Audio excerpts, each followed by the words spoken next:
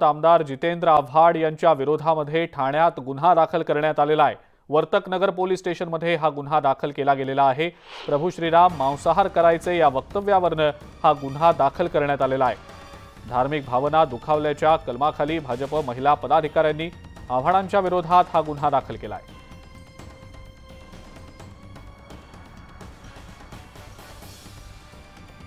आमदार जितेंद्र आव्हाड यांच्या विरोधात ठाण्यामध्ये गुन्हा दाखल करण्यात आलेला आहे।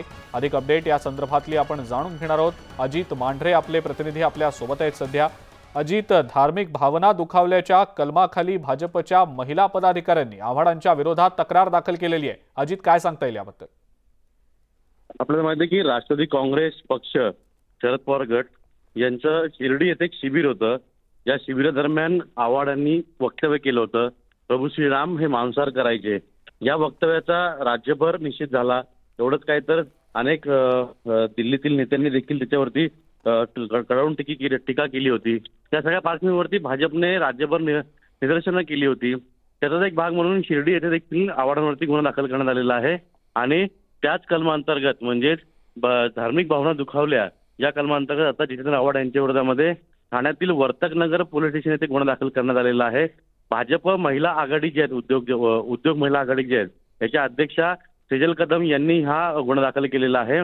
त्यांच्या भावना दुखावल्या असून आव्हाडांवरती गंभीर गुन्हा दाखल करून त्यांची चौकशी करून त्यांना अटक करावी अशी मागणी त्यांनी केली होती आणि त्या पार्श्वभूमीवरती हा गुन्हा दाखल केलेला आहे। आव्हाडांना हे प्रकरण जे आहे ते चांगलंच होऊ शकतं। याआधी देखील आपल्याला माहिती आहे की एका चित्रपटातील दृश्यावरून आव्हाडांनी जे वक्तव्य केलं होतं त्यावरून मनसे विरुद्ध आव्हाड असा संघर्ष उभा राहिला होता। त्यातून आव्हाडांना अटक झाली होती, त्यानंतर जामीन झाला होता।